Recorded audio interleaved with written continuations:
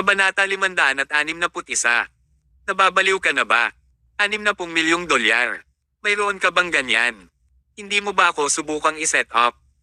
Napagtanto mo ba na kung hindi ako magbid muli, kakailanganin mong gumastos ng $60 million para bilhin ang hanay ng mga karayom na ito ngayon? Kung hindi mo ito mabayaran, dadalhin ka at magiging alipin ng water cloud sa natitirang bahagi ng iyong buhay. Mahina akong sinabi ni Thomas, tapos ka na bang magsalita tungkol sa kalokohan mo? Kung mayroon kang oras para magyabang dito, bakit hindi mo gawin ang isang bagay? Nasusundan mo ba o hindi? Napangisi si Merrick. Kung hindi ko hahayaang makita mo ang kapangyarihan ko, iisipin mong mahina akong tao.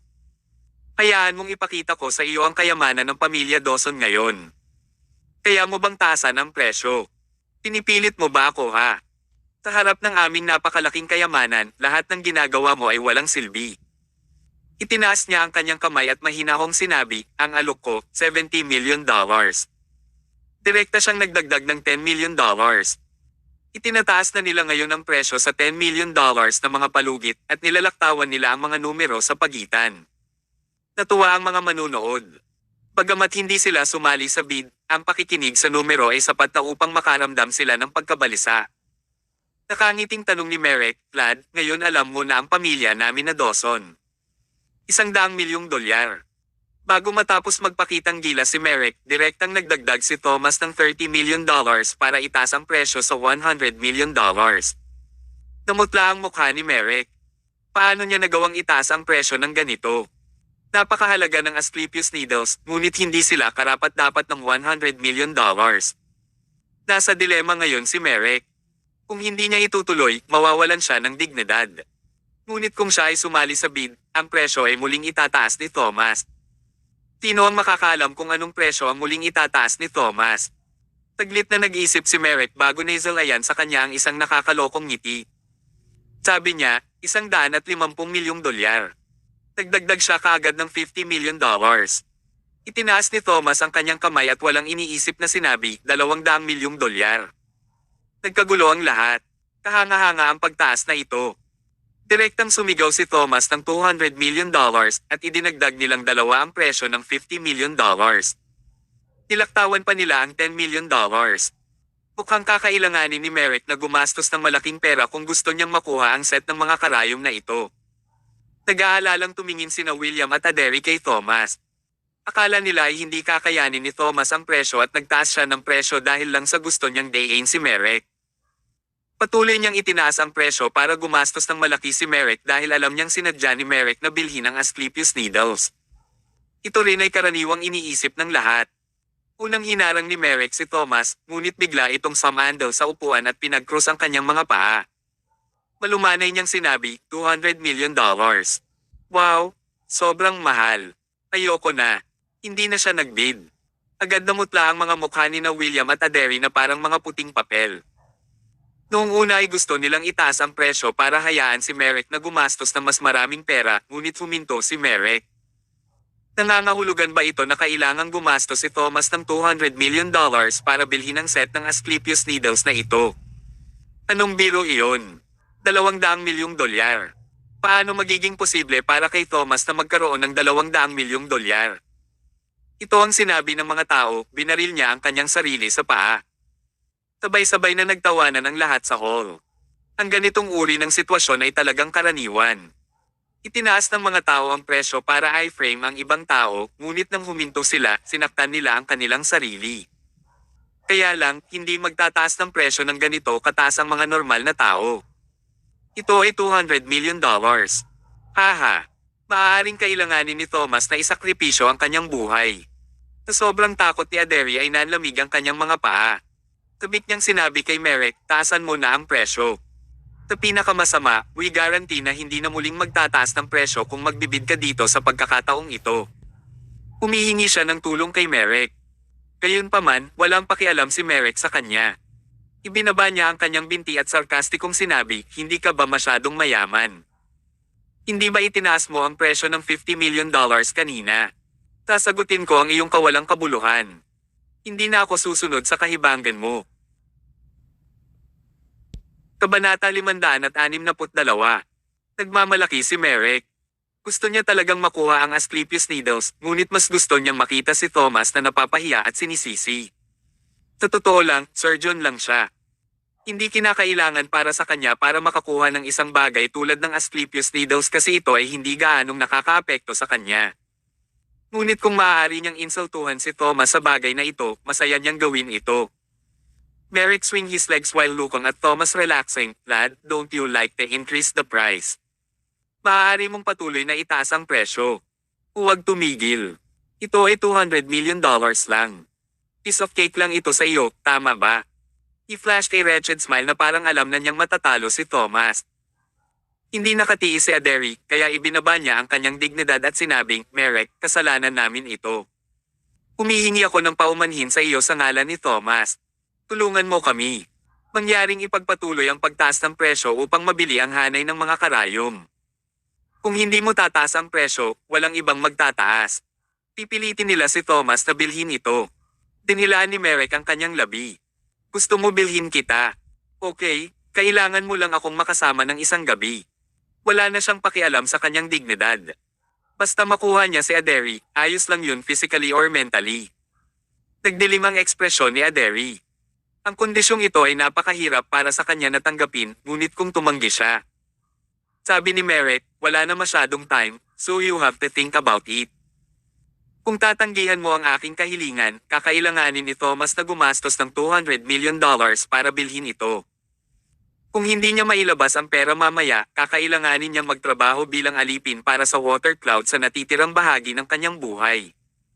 Kung sasama ka sa akin minsan, mailigtas mo ang buhay ni Thomas." Talagang sulit ito. Napakawalandian ng kanyang mga salita. Pero very realistic din ito. Kinagat ni Aderi ang kanyang mga ngipin. Namula ang mukha niya at mariin niyang ikinuyom ang mga kamao. Galit na galit siya kay Merrick. Dapat ba siyang sumang-ayon o tanggihan ang kanyang kahilingan? Nag-alinlangan siya. Maraming beses na siyang tinulungan ni Thomas at iniligtas pa niya siya mula sa panganib ng maraming beses. Ang kanyang ama at ang kanyang buhay ay binigay ni Thomas. Kung ang isang gabing kasama niya ay maaaring ipagpalit sa kalayaan ni Thomas, handa siyang isakripisyo ito. Ipinikit ni Aderi ang kanyang mga mata at halos bumagsak ang kanyang mga luha bago malungkot na sinabing, "Ay ag." Bago siya matapos magsalita, marahang isinara ni Thomas ang kanyang bibig gamit ang kanyang mainit at malaking palad.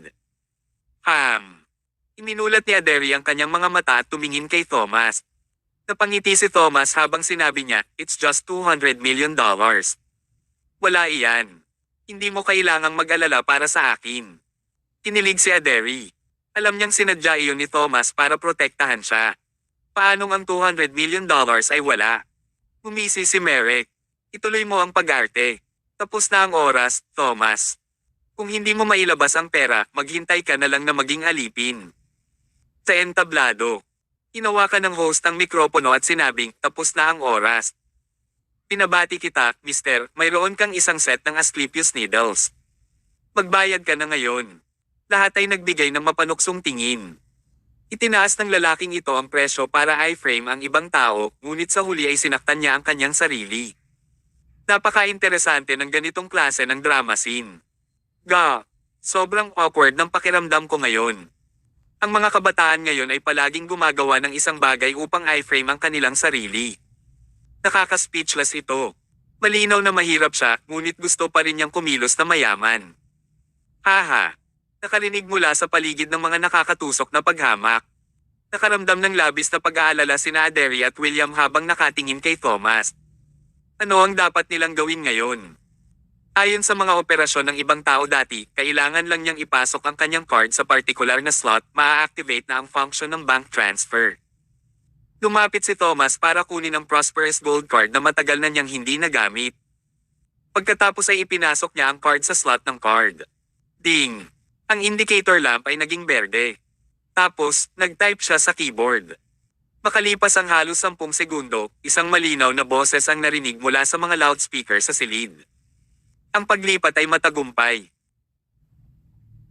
Kabanata 563. Sa oras na iyon, nagulat ang lahat. Ang mga taong nanunuya pa kay Thomas ay ngayon lang nakaramdam ng gulat na hindi nila maisara ang kanilang mga bibig. Nininigas din ang mga ngiti nila. Hindi naman ako nagkamali ng narinig, di ba? Naging matagumpay ang paglipat. Ano ba? Ang lalaking ito ay isang nakatagong mayaman. Makakakuha lang siya ng $200 million. Sobrang yaman. Teka lang, hindi tama ito. Kung mayroon talaga siyang $200 million, ibig sabihin, nagbid talaga siya dito sa halip na itaas ang presyo para masaya. Pinag-uusapan ito ng lahat. Ang pinaka-awkward na tao ay walang iba kundi si Merek. Napatulala siya ng todo. Tauna ay naghanda siya ng maraming talumpati, ngunit ang mga salitang iyon ay namatay sa kanyang lalamunan sa oras na ito. Ano man ang mangyari, hindi niya inaasahan na talagang mamimites si Thomas ng $200 million. Hindi magtataas ng presyo. Biglang natigilan si Merek. Kung talagang mayaman si Thomas at gusto rin niyang makuha ang set ng Asclepius Needles na ito, ngayon lang talaga siya nagbid sa halip na itaas ang presyo para sa kapakanan nito. Maling nahulaan ni Merek ang intensyon ni Thomas. Akala niya kanina lang ay tinaasan ni Thomas ang presyo ng peking kwintas, kaya naman sa pagkakataong ito ay muli na naman siyang nagtataas ng oras. Ang pinaghalong katotohanan at kasinungalingan ay lubos na nagpagulo kay Merek. Inabot ni Merek para ituro si Thomas. Ikaw, may pera ka. Umiti si Thomas. Oo, kaya ko ito. Dr. Dawson, salamat sa pagsuko mo sa paglikom ng pera para makabili ako ng Asclepius Needle sa murang halaga. Nang marinig iyon ni Merek, galit na galit siya. Darn it, naloko siya. Kung alam niyang pinupuntirya ni Thomas ang Asclepius Needles, ipinagpatuloy niya ang pagbid. Itataas sana niya ang presyo sa $1 billion para gumastos si Thomas ng malaking pera. Nakalulungkot para sa kanya, nakuha ito ni Thomas para sa lamang na $200 million. Bagaman ang $200 million ay hindi isang maliit na bilang, ito ay talagang wala para sa karamihan ng mayayamang lalaki. Malaking pagkawala ang naranasan ni Merek. Tauna ay nagkaroon siya ng magandang pagkakataon para i-frame si Thomas, ngunit nabigo siyang maunawaan ito. Sa halip, bumili siya ng peking kwintas na may malaking halaga at naloko siya ni Thomas. Pagkatapos ng 2 round, si Merek ay ganap na natalo ni Thomas. Umaibat ang sulok ng labi niya. Gusto niyang pagalitan ng mga tao, ngunit hindi niya magawa. Baliw niyang sinisisi ang sarili niya ngayon. Ang taong mas nagulat ay si Aderi. Noong una ay inakala niya na si Thomas ay mamamatay, ngunit ang sitwasyon ay nabaligtad. Hindi lang magaling si Thomas, maganda pa ang panalo niya. Ngayon naisip niya kung pumayag siya sa banta ni Merek, malaking kawalan ang mararanasan niya. Tinadya ni Aderi na kurutin ang braso ni Thomas. Dapat sinabi mo sa amin na napakayaman mo. Masyado mo akong pinag-alala sa'yo. Umiti si Thomas.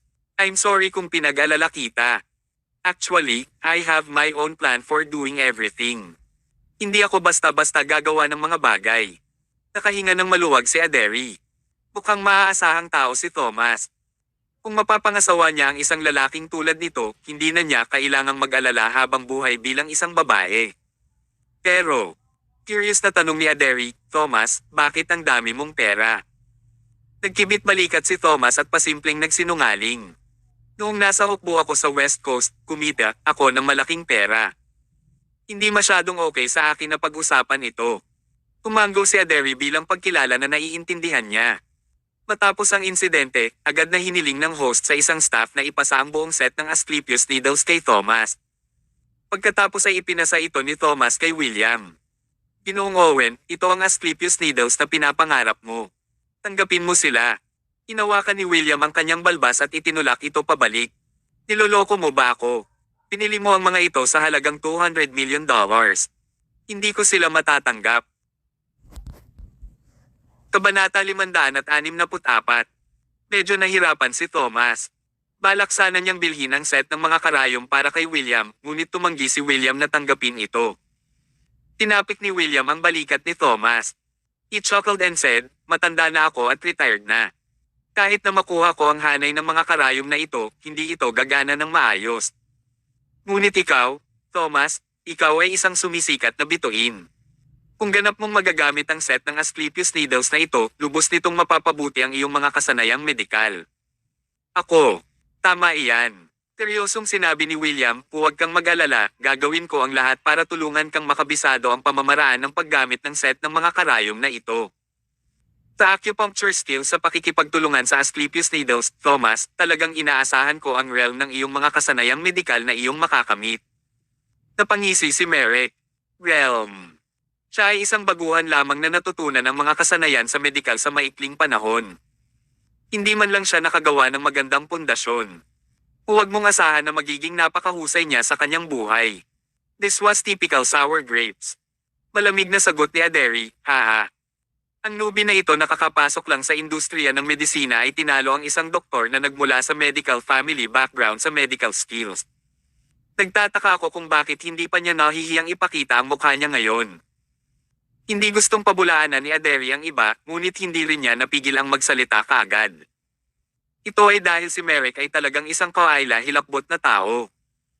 Nagnganga ang mga ngipin ni Merrick at hindi na niya itinuloy ang sasabihin. Siya ay patuloy na nawala. Kung magpapatuloy pa rin siya sa pakikibaka sa bagay na ito, hindi ito magiging kapakipakinabang para sa kanya. Nagpatuloy ang auction. Ang mga sumunod na na-auction na item ay hindi nagpapataas ng interes ni Thomas. Hanggang sa ipinakita ang ika-70 item. Ito ay isang atay ng tao na na-extract hindi pa matagal na ang nakalipas, at ito ay pinanatili sa perpektong kondisyon. Ang itsura ng sariwang atay na ito ay umaakit din sa lahat sa bulwagan. Walang sino man ang nakatingin sa malayo at lahat sila ay gustong makuha ito. Iba sa mga karayom, ang atay ay maaaring gamitin para sa sino man. Walang nang-ahas na magbigay ng garantiya kung magiging maayos ang kanilang atay o hindi sa hinaharap. Kahit na sila ay maayos, magiging maayos din ba ang kanilang mga kaibigan at pamilya? Sa kasalukuyang lipunan, ang supply ng mga organo ng tao ay palaging maikli. Ang bawat organ ay mahal, ngunit palagi silang walang stock. Kahit gaano ka pa kayaman, napakahirap pa rin para sa iyo na bumili ng atay na magagamit sa palengke. Sa makatuwid, ang bawat sariwang atay ay napakamahal dahil maaari nitong iligtas ang iyong buhay sa isang kritikal na oras. Sino ang hindi gustong makakuha ng ganoong magandang bagay? Kasama si Merrick, lahat ay nakatingin dito. Very straightforward din ang host. Direkta niyang inanunsyo ang panimulang presyo ng hindi nagsasalita ng walang kaparerekon. $100 milyong. Ang presyo na itinaas sa bawat pagkakataon ay hindi maaaring mas mababa sa $10 million. Maliwanag, ang presyong ito ay lumampas sa halaga ng atay, ngunit ang item na ito ay napakabihirang. Ginusto mo ito, at gusto rin ito ng ibang tao. Ang bagay na gusto ng lahat ay natural na mahal. Magsisimula na ang bidding. Habang inanunsyo ng host ang pagsisimula, isang mayamang lalaki ang nagbigay ng presyong $130 million nang walang pag-aalinlangan. Gayunpaman, ang ibang tao ay nagtaas ng presyo ng napakabilis. May mga taong patuloy na nagbibid dito. Ang atay na ito ay isang kayamanan na gustong makuha ng lahat, kaya ang pagbibid ay lalong mapagkompetensya. Sa ilang sandali, ang presyo ay itinaas sa $300 million. $300 milyong.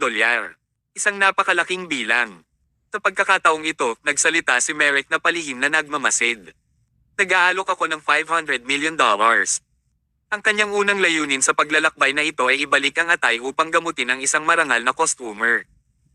Hanggat mapapagaling ang customer, $500 million ay isang piece of cake lang. Sa makatuwid, kinailangang kunin ni Merrick ang atay. Base sa kanyang obserbasyon, wala masyadong mayayamang lalaki sa auction na ito. Ang netong halaga ng karamihan sa mga tao ay halos $400 million, kaya hindi nagaksaya ng oras si Merrick. Direkta siyang tumawag ng $500 million na magpapatigil sa 79% ng mga tao sa bulwagan. Tama siya. Pagkatapos niyang isigaw ang kanyang presyo, hindi na muling nagtaas ng presyo ang iba.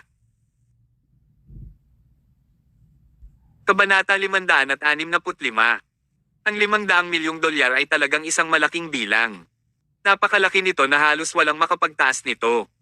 Natahimik ito saglit bago nagtaas ng kamay ang isang nasa katanghaliang gulang na lalaki at sinabing, nag-aalok ako ng $510 million. Nang magsalita siya, nauutil siya. At saka, hindi siya masyadong confident nang idagdag niya ang $10 million. Maaaring sabihin ng isa na siya ay nasa kanyang limitasyon. Kung binayaran niya ang halagang iyon, siya ay magiging isang mahirap na tao. $600 milyong. Kalmadong nag-quote si Merrick ng presyo para direktang, matalo, ang lalaking iyon. Pagkaraan ng ilang sandali ay nagpumiglas ang lalaking iyon, sa huli ay sumuko na rin siya. Hindi na niya kayang itaas ito ng higit sa $600 million. Kalmadong kinuha ni Merrick ang isang tasa at humigop. Nagdala siya ng kabuoang $1 billion sa kanyang paglalakbay sa South City sa pagkakataong ito para lang makuha ang atay na iyon. Ngayon kailangan niyang magbayad ng $600 million. Ito ay medyo mahal, ngunit kaya niya pa rin, at ito ay lubos na sulit. Kapag naibalik niya ang atay na ito at napagaling ang maharlikang customer na iyon, kikita siya ng $6 billion, kaya kalimutan ng $600 million. Agad na tumahimik ang hall. Walang nakapagtaas nito. Naghintay ng ilang sandali ang host bago niya itinaas ang mikropono at nagtanong, may gusto pa bang magbid? Sa oras na ito, sinulyapan ni Merrick si Thomas sa hilera sa likod niya sa isang casual na paraan. Tinabihan niya si Thomas. Lad, hindi ka ba naging suplado ngayon? Ano ang mali ngayon? Subukan mong itaas ang presyo kung kaya mo. Sa auction ngayon, si Merrick ay pinigilan ni Thomas. Nang sa wakas ay nakahanap na siya ng pagkakataong mailabas ang kanyang galit, paano niya ito hahayaan? Sa tingin mo ba ay kahanga-hanga kapag katapos mong bilhin ang Asclepius Needle sa halagang $200 million? Tingnan mo ako. Bumibili ako ng atay sa halagang $600 million. Ako, si Merrick Dawson, ay palaging magiging mas mahusay kaysa sa iyo, Thomas Mayo. Sa pagharap sa hamon ni Merrick, walang pakialam na sinabi ni Thomas, bueno, nakikinig ako sa iyo kung gayon. Habang ang lahat ay nakatingin sa kanya, itinaas ni Thomas ang kanyang kamay at nagsalita ng isang bagay na ikinahanggan ng lahat sa kanyang malalim na boses. Gusto kong sundan ng $800 million. $800 milyong. $800 milyong. Di ito ay isang ganap na nakakagulat na numero. Direkta niyang idinagdag ang $200 million sa kaninang presyo na agad na pinigilan si Merrick sa isang aksyon. Hindi nakalunok si Merrick ng kanyang tsaa. Matapos niyang marinig ang alok ni Thomas, halos mabulunan siya. Anak, anong gusto mong gawin? Nagkibit balikat si Thomas. Hinayaan mo akong sumunod sa iyo, kaya ginawa ko ang hinihiling mo sa akin. Bakit? Sa tingin mo ba dapat ay nagbigay ako ng mas magandang alok? Nagalit si Merrick. Hindi niya talaga maintindihan ngayon si Thomas. Hindi niya alam kung gusto lang ni Thomas na itaas ang presyo o gusto ni Thomas na makuha ang atay na ito. Kung gusto ni Thomas na itaas ang presyo, kailangang gumastos ng malaking pera si Merrick para makuha ang atay na ito. Pero kung walang intensyon si Thomas, dapat pa bang ituloy ni Merrick ang pagbid? Inisip ni Merrick ang kanyang pagkakamali tungkol sa Asclepius Needles bago niya naisip ang kahalagahan ng atay na ito. Pagkatapos, pilit niyang pinigilan ang galit at hinampas ang mesa. Darn it! Kung hindi ko ipapakita sa iyo ang aking kakayahan, hindi mo gagawin na dapat mong baguhin ang iyong pananaw sa akin. Hindi ba tayo nakikipagkompetensya lang para makita kung sino ang mas mayaman? Halika, hindi ako natatakot sa iyo. Nagtaas ng kamay si Merrick. Nag-aalok ako ng $900 million. Napabuntong hininga ang lahat. Nakapag-alok si Merrick ng $900 million at ang bilang na iyon ay lampas sa kanilang mga imahinasyon. Katulad nito, ang bilang na iyon ay lumampas din sa inaasahan ni Merrick. Kung hindi itinaas ni Thomas ang presyo, nakuha niya ang atay sa halagang $600 million. Hindi niya kakailanganing gumastos ng karagdagang $300 million. Gayunpaman, minamaliit niya ang sitwasyon. Kahit na mag-alok siya ng $900 million, hindi niya ito makukuha. Habang may pagkabigla sa mga mata ni Merrick. Dahan-dahang itinaas ni Thomas ang kanyang nanginginig na kamay at sinabi ang pinakanakakagulat na bagay sa kanyang malalim na boses, nag-aalok ako ng $1 billion. Kabanata 566. Ang $1 bilyong ay isang hindi maintindihan na bilang kahit na para sa mga mayayamang tao sa lugar. Dapat sabihin na ang paggastos ng $1 bilyong sa isang atay ay parehong maluho at mapusok. Naging berde ang mukha ni Merrick. Nang dumating siya sa South City sa pagkakataong ito, $1 bilyong lang ang dala niya at gumastos siya ng $10 milyong sa isang peking kwintas. Kaya ligtas na ipagpalagay na naubos ni Merrick ang kanyang tangke sa pag-abot sa ika-10 yugto. Matigas niyang ibinaling ang kanyang ulo upang harapin si Thomas at sinabing, tingnan mo, bata, hindi ko alam kung talagang mayaman ka o hindi, ngunit hayaan mong sabihin ko sa iyo ang isang bagay. Hindi ko kayang magbayad ng $1 bilyong. Kung iniisip mong patasin ang bid noon, pasensya na, sa palagay ko mali ang iyong inaasahan. Tumawa si Thomas at mahina kong sinabi, sino ang nagsabi na makita kung sino ang mas maraming pera at nagsabing hindi siya nag-aalala ngayon lang. Ano? Ganito lang ba ang kayamanan ng pamilya Dawson? Galit na galit si Merrick. Buti na lang kung hindi niya kayang makipagkompetensya kay Thomas tungkol sa medical skills, pero ngayon, matatalo pa siya sa kanya in terms of wealth. Durog na durog ang pride niya. Paano kaya niya magagawang iangat ang ulo sa harap ni Thomas sa puntong iyon? Gayunpaman, hindi siya naniwala. Huwag kang mag-arte dito, Thomas. Sa tingin mo, wala lang ang $1 billion. Paano ka kukuha ng ganoon kalaking halaga?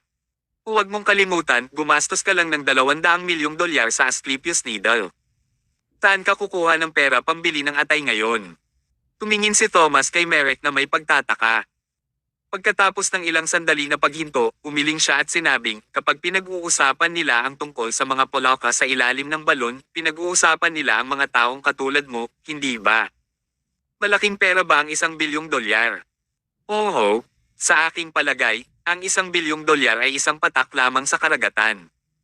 Sige, ipagpatuloy mo lang ang pagyayabang kung gayon. Hindi lang naniniwala si Merrick na kayang kunin ni Thomas ang ganoon kalaking halaga ng pera. Hindi mapakali si Thomas na sumagot at dahil walang kabuluhan ang pakikipagtalo, ang tanging paraan para patahimikin ang kabilang panig ay ang talagang ilabas niya ang pera.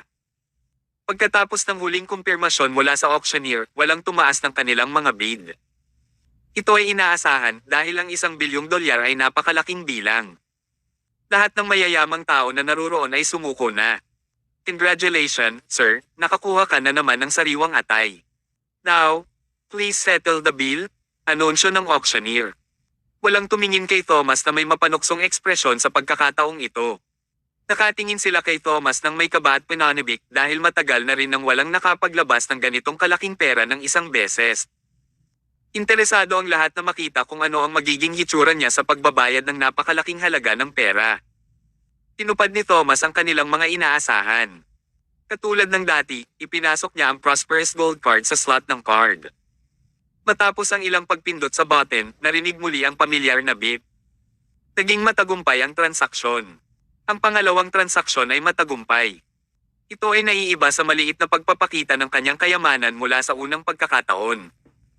Ang pagpapakita ni Thomas sa paggastos ng napakaraming pera sa pagkakataong ito ay tunay na nagpakita na siya ay ganap na mayaman.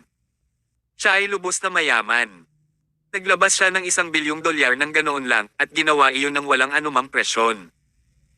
Ang pinakanakababahala ay ang makita ang isang mayamang tulad niya na nakasuot ng damit na binili sa kalye sa halagang wala pang $100. Ang mga mayayaman sa ngayon ay mailalarawan sa mga salitang ito. Low profile. Inutusan ng auctioneer ang mga tauhan na ingatan ng mabuti ang atay at ibigay ito kay Thomas. Kasabay nito, maraming mayayamang tao sa eksena ang lumapit kay Thomas at ibinigay sa kanya ang kanilang mga name card na sabik na naghahanap ng pagkakataong makilala siya. Bagaman hindi nila alam kung sino si Thomas at hindi alam kung ano ang ginawa ni Thomas para sa ikabubuhay, alam na alam nila na si Thomas ay isang makabuluhang tao. Paano nakakakuha ng $1 billion ang isang menor de edad na karakter ng walang pag-aalinlangan? Mahapdi ang tibok ng puso ni Merrick habang pinagmamasdan ng mga tao na nagtatangkang purihin at pasayahin si Thomas. Siya ang dapat na talagang magpapahiya kay Thomas, ngunit ngayon, siya na naman ang pinahiya ni Thomas. Sa unang kompetisyon sa auction, siya ay nilalaro ni Thomas, at napunta siya sa paggastos ng malaking halaga ng pera sa isang peking kwintas. Sa pangalawang kompetisyon, dahil sa kanyang sariling maling paghatol, hinayaan niyang bilhin ni Thomas ang Asclepius Needle sa medyo mababang presyo. Kabanata 567. Sa nakaraang face-to-face competition, ito ay naging isang mas nakakahiya na pag-urong. Ang pagmamalaki ng pamilya Dawson sa kanilang kayamanan ay ipinahid sa sahig ni Thomas. Ano itong crapload ng kayamanan?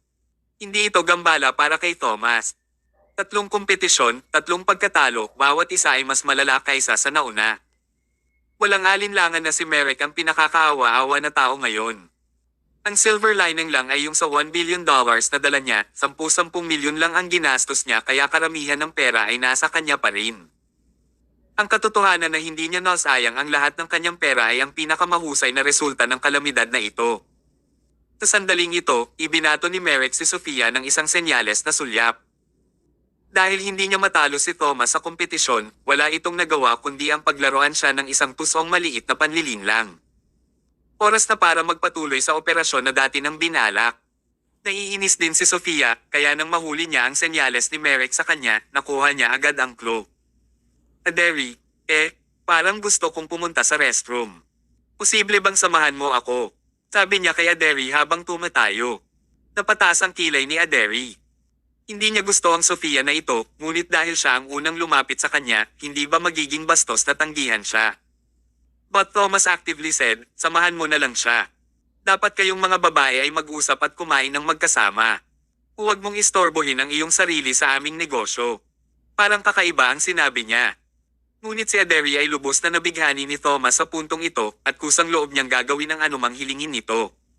Sige. Tumayo si Aderi at lumabas ng auction venue kasama si Sofia. Tahimik na tumawa si Merek habang pinagmamasdan ang pag-atres ni Aderi. Naniniwala siya na malapit na nilang masilayan ang nanlilisik na mga mata at nakamamanghang figure ni Aderi. Tinulyapan niya ng masama si Thomas. Kung hindi dahil sa makajos na tulong ni Thomas, natakot siya na medyo mahirap kunin si Aderi. Ang Thomas na ito ay mayaman, ngunit ang pareho ay hindi masasabi tungkol sa kanyang katalinuhan. Naku Thomas, delikado para sa isang napakagandang babae na tulad ni Aderi ang paglabas-masok ng ganyan. Mag-ingat ka, baka matarget siya ng kung sino-sino, alam ni Merek.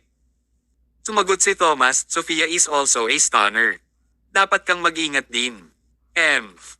Tumalikod si Merek at maingat na kinuha ang kanyang telepono, nagpadala ng mensahe sa mga taong ipinasok niya sa karaoke room na nagsasabing, Start operation.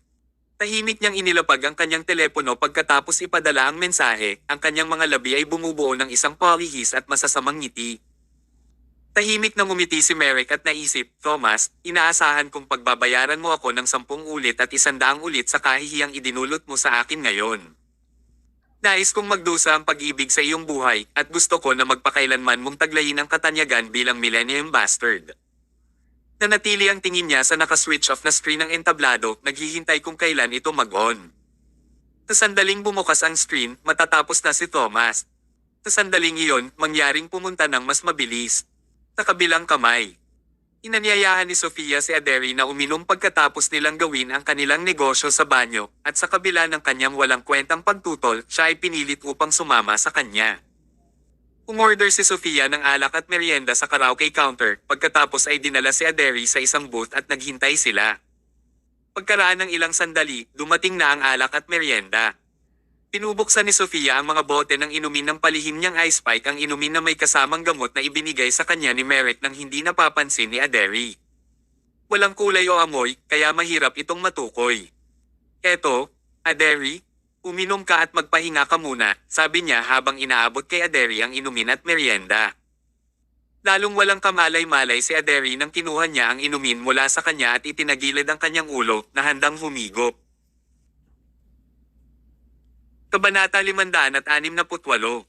Pinanliitan ni Sofia si Aderi, naghihintay na mainam niya ang inumin. Pag nainom niya ito, may darating na tutulong sa kanya pagkatapos. Si Aderi, na walang kaalam-alam sa kabuuan, ay inosenteng itinaas ang bote, at nang pahigop na sana siya, may isang kamay na inabot at pilit na inagaw ang bote mula sa sariling mga kamay ni Aderi. Sabay tulala ang dalawang babae sa kwarto. Napalingon silang dalawa sa kaharap nila at nakita nila ang isang matalas na lalaki na may matipunong pangangatawan at malamig na aura na nakapalibot sa kanya mula ulo hanggang paa. Kailan nagpakita ang lalaking ito? Sila ay ganap na hindi namalaya na ang taong ito ay lumitaw, at siya ay tahimik na gumapang sa tabi nila na parang isang multo, nakakagulat at nakakatakot. Sino ka? Ipinahayag ni Sofia ang kanyang sama ng loob. 12 Golden Zodiac, Leo. Ano ba yan? Walang ideya si Sofia sa sinasabi niya. Ngunit paano niya malalaman ang tungkol sa kapangyarihan ng 12 Golden Zodiacs?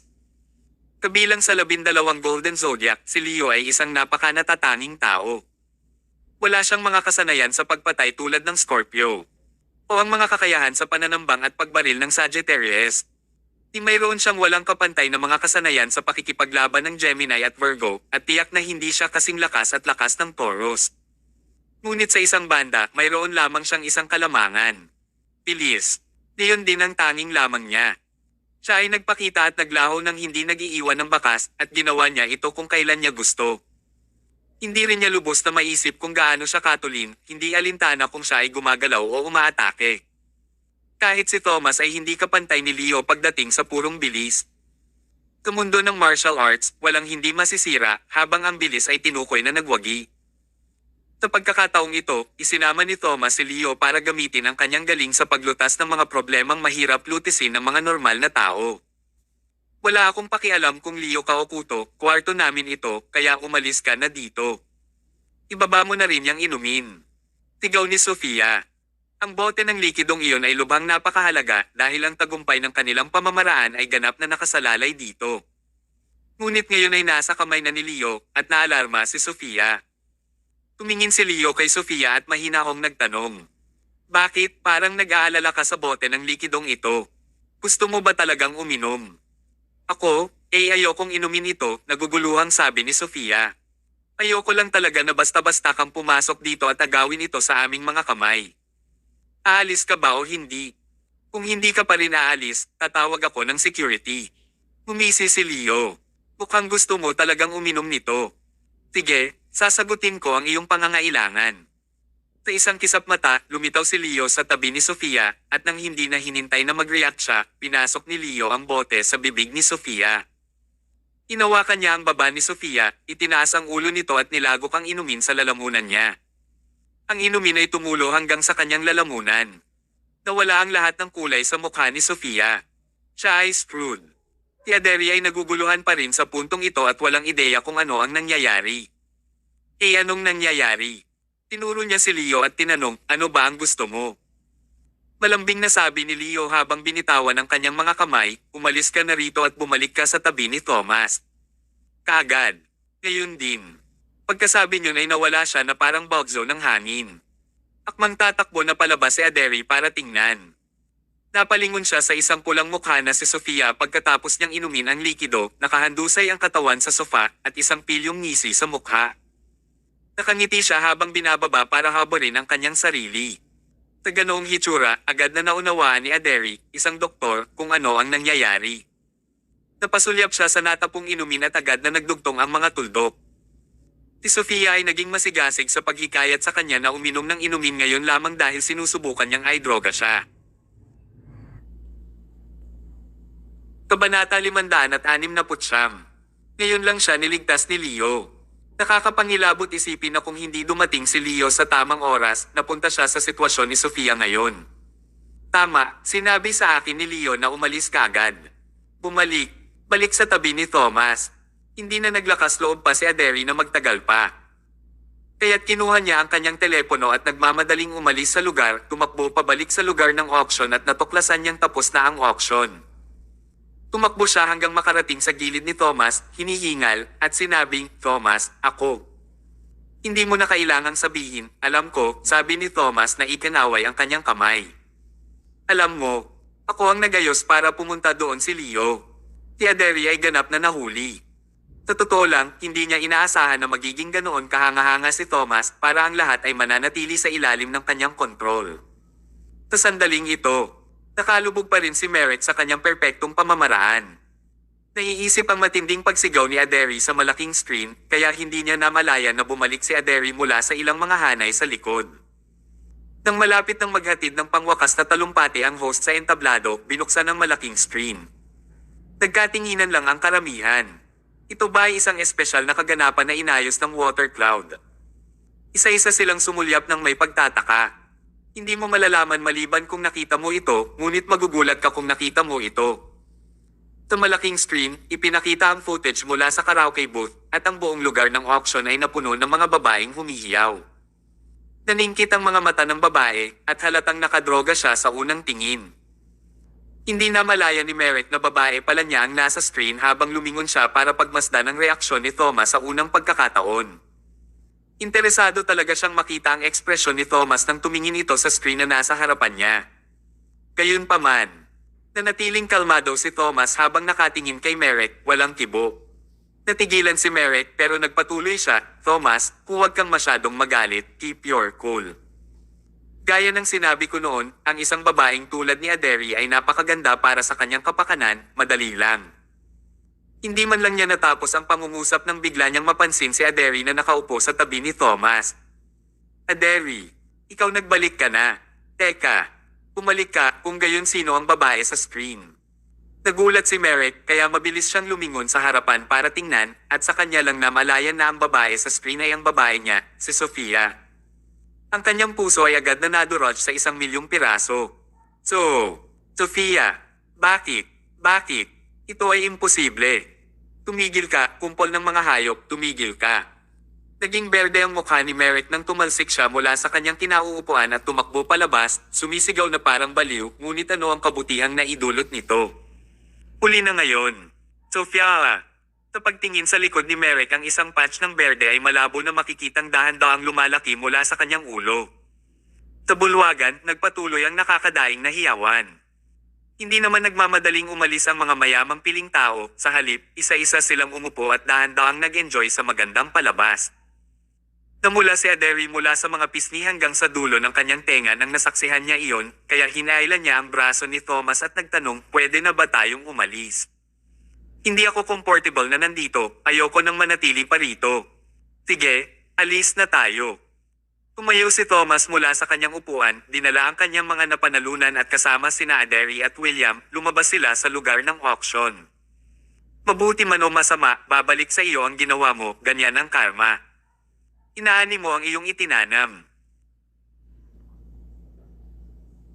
Kabanata 570. Pumalik si Thomas at ang iba pa na may mabibigat na bulsa.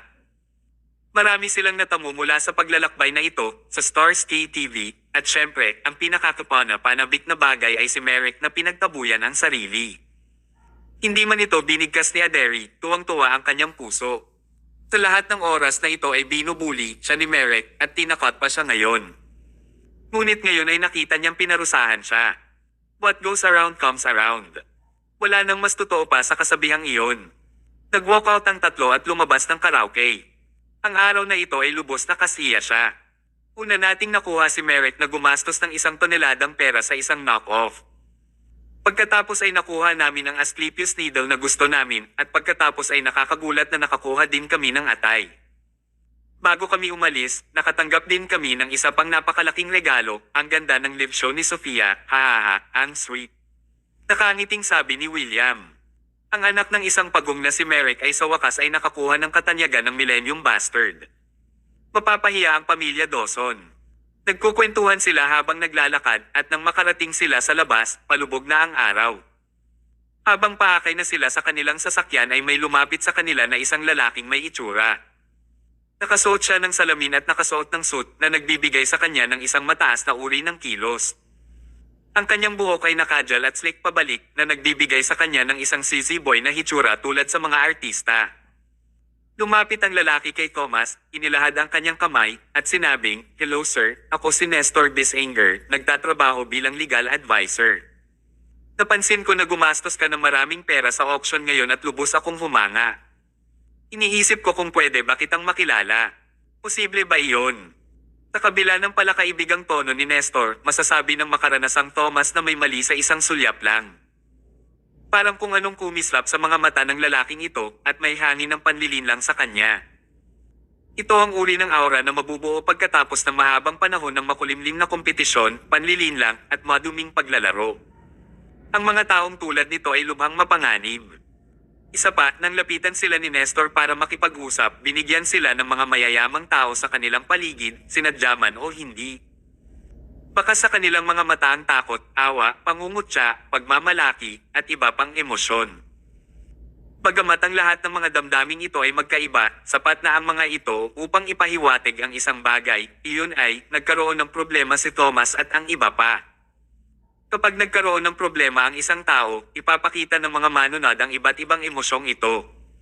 Saan maaaring magmula ang gulo? Maaaring galing lang sa lalaking ito sa harap nila, si Nestor Bisanger. Ang lahat ng diagnosis na ito ay ginawa sa isang iglap at kalmadong iniabot ni Thomas ang kanyang mga kamay para kamayan si Nestor bago sinabing, "Hello, my name is Thomas Mayo, and I'm a doctor." Isang doktor. Nagulat si Nestor.